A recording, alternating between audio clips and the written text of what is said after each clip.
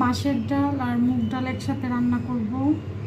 এর জন্য চিংড়ি মাছ নিয়েছি আর মশলা নিয়েছি হলুদ মরিচের গুঁড়া, আদা বাটা, রসুন বাটা, পেঁয়াজ কুচি, রসুন কুচি, এগুলা দিয়ে মাছের ডাল আর মুগ ডাল একসাথে রান্না করব চিংড়ি মাছ দিয়ে।